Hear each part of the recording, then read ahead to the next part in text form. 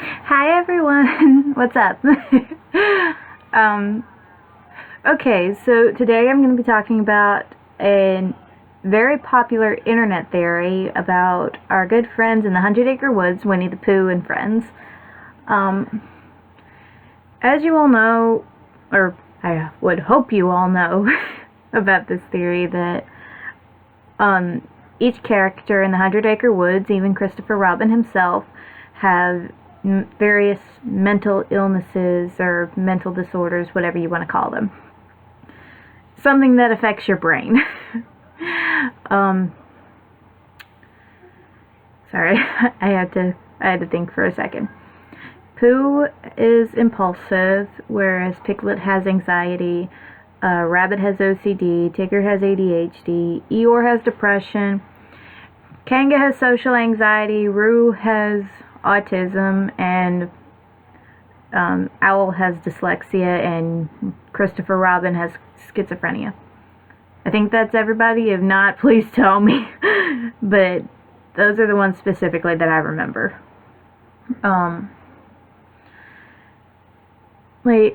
I truly don't believe that the theory itself is true, but I can't understand why somebody would come up with a theory like this. It was probably poking fun, the popular, what is happening to my childhood? Because, as you get older, you go back and you watch your old favorite cartoons and movies and TV shows and books and things like that, and you notice something that went over your head as a kid, in Hey Arnold, you find out that Helga's mom is actually an alcoholic, things like that. But I don't think that was the intention for this theory, and if it was, oh well, but I can understand why somebody would come up with a theory like this if maybe they had or knew a child who is dealing with one or more of those illnesses. Having a character that you grew up with, loving and admiring in a way, that has to deal with these thoughts, these feelings, this impulsivity or whatever on a daily basis, and being able to get through it because you have your friends and you have people who love you, you're surrounded by those who care about you.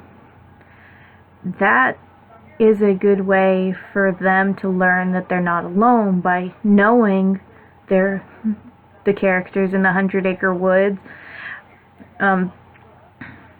has one of those illnesses. One of their favorite characters has something like that. I mean, I can remember relating to Eeyore a lot, and I was diagnosed with severe depression when I was about 18, and I've suffered from depression for way longer than that, but I remember being able to relate to Eeyore in a lot of ways because I had to deal with that same feeling of there just being a dark cloud over my head all the time, but also finding ways to cope. And for me, not often, but I found that when I was around my friends, it would help me get through any storm. And my friends aren't around much, but I still managed to get through the storm. And the way you can do that with a kid is say, Tigger's got ADHD, just like you do, but he gets through it. He finds ways to get through it all the time. It's okay. That's something I can understand. That's something I can relate to. My brother loved Tigger growing up, and my brother has ADHD, the very hyperactive kind of ADHD. There are 3 different types.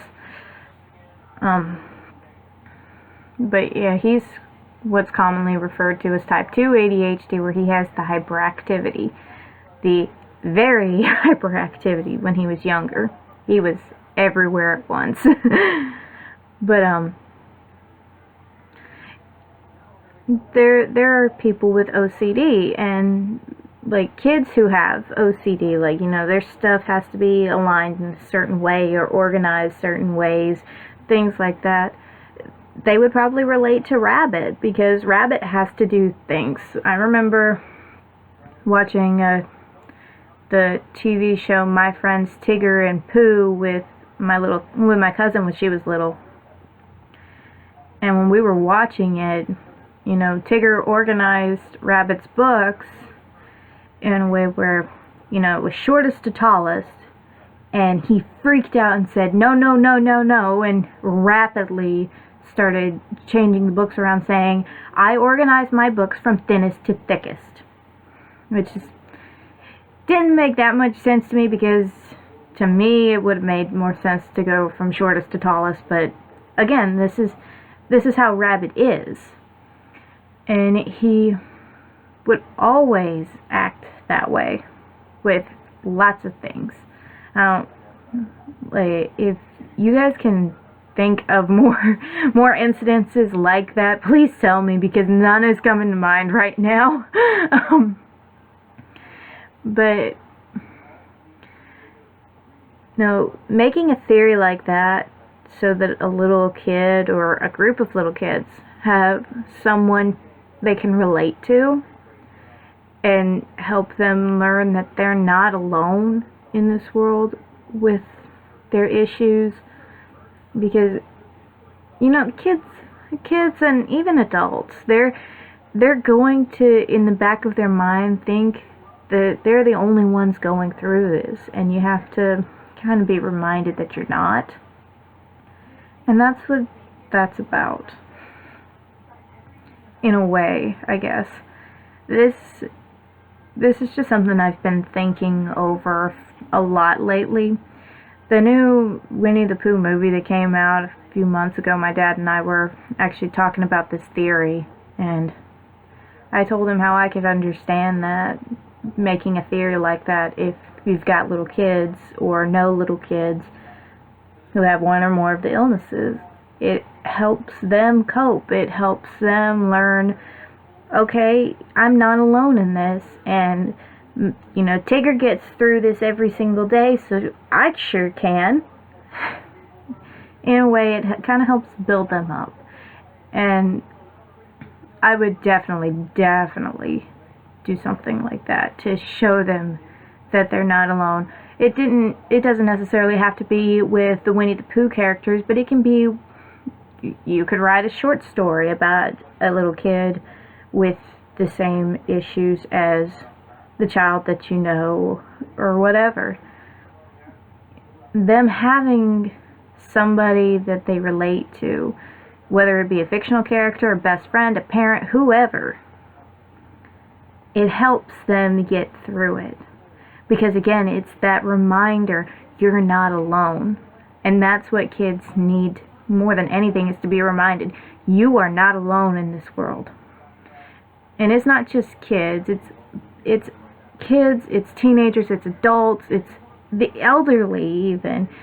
We all need to be reminded we're not alone in this world.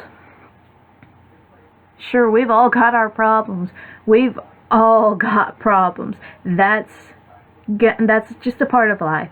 Everybody has their own different problems. Everybody has their own different battles every day. But at the end of it all, we need to remember we're not alone in this world. There's always going to be someone there. Even if they're not here physically with us anymore, they're with us in spirit, they're with us in heart, whatever you want to say. And, like I said, for little kids, it's probably easier to have one of their favorite fictional characters relate to. It more than likely would help them, especially younger kids, like Christopher Robin having schizophrenia. When little kids start,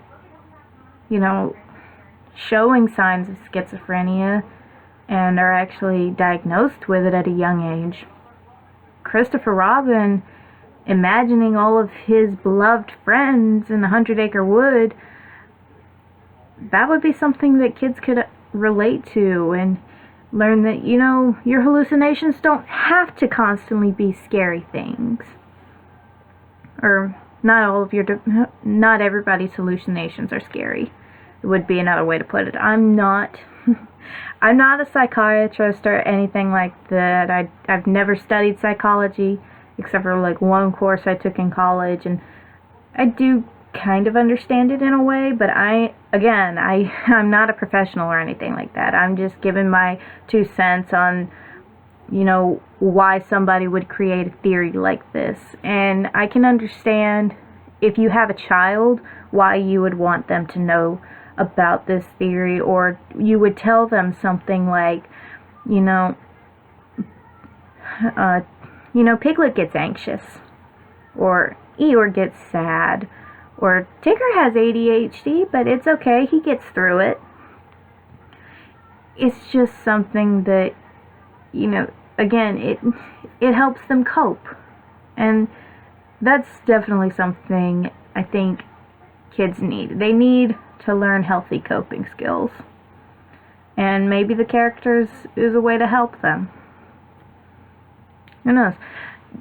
Y'all give me your honest opinion on what you thought of this. Please leave a comment if you want to, leave a like if you want to, subscribe if you feel like it. It's completely up to you, but I would love to discuss this with you more.